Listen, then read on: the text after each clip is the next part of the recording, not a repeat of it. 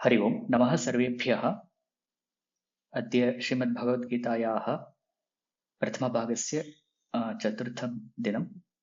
गतकक्ष्यायां वयं श्लोकत्रयं वयं दृष्टवन्तः। प्रथमः श्लोकः भगवद्गीतायाः विषये वर्तते, तथा द्वितीयः श्लोकः व्यासस्तुतिः तत्र भवति, तथा तृतीये श्लोके कृष्णस्तुतिः भवति इति दृष्टम्।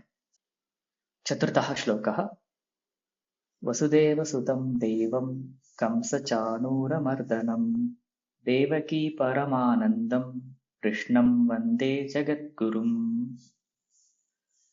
अस्तु, अत्र अहम् इत्यस्य अध्याहारः भवति। वन्दे इत्येतत् उत्तमपुरुषप्रथमैकवचनं। वन्दते इत्यस्य अहं वन्दे, अहं नमामि इति अर्थः। पुनः अत्र अहं कं नमामि अथवा किं नमामि इत्यत्र कृष्णः इत्येव तत्र उत्तरं भवति। अहं कृष्णं वन्दे, अहं कृष्णं नमामि इति अर्थः।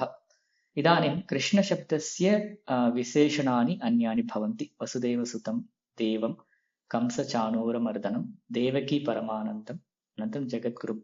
एतानि सर्वाणि अपि कृष्णम् इत्यस्य विशेषणानि भवन्ति। अधुना प्रतिपदं वयं स्वीकुर्मः। अत्र वसुदेवस्य सुतः वसुदेवसुतः तम् इति वसुदेवसुतं। वसोः देवः इत्येव तत्र भवति, षष्ठी एव भवति तत्रापि। वसु नाम तत्र श्रीः इत्येव अर्थः भवति। वसुदेवस्य सुतं कृष्णम् इति अर्थः। पुनः देवम् इत्येतत् साक्षात् भगवान् इत्यर्थे देवशब्दः, तस्य द्वितीया देवम्।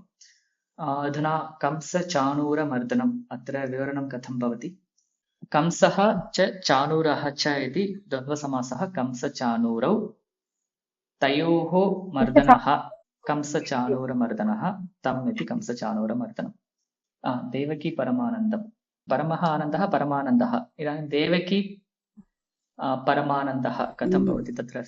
देवक्याः परमानन्दः षष्ठी तत्पुरुष, तम् इति द्वितीयया तत्र देवकी परमानन्दम्। उत्तमम्।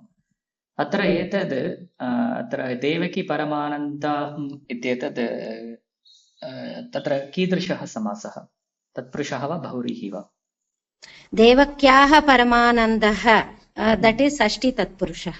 अस्तु, जगद्गुरुः इत्यस्य जगतः गुरुः, जगद्गुरुः तम्, उत्तमं, षष्ठी तत्पुरुषसमास। अत्र पुनः बहुव्रीः अपि तत्र विग्रहः भवितुमर्हति, परन्तु तत्र न युज्यते। अत्र जगद्गुरुः यस्य सः तथापि भवितुमर्हति जगद्गुरुः इत्यस्य, परन्तु तद् अत्र न युज्यते। अस्तु, अतः वसुदेवसुतं देवं कंसचाणूरमर्दनम् एतत् सर्वं समापितम्। अस्तु, पुनः श्लोकः वसुदेवसुतं देवं कंसचाणूरमर्दनं देवकी परमानन्दं कृष्णं वन्दे जगद्गुरुम्। अस्तु, thank you all for watching this video online. If there are any questions or clarifications, you can post them on the comment section below.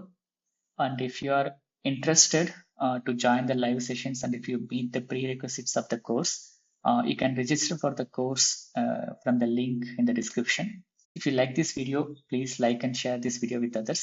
And धन्यवादः। वयं पुनः मिलिष्यामः।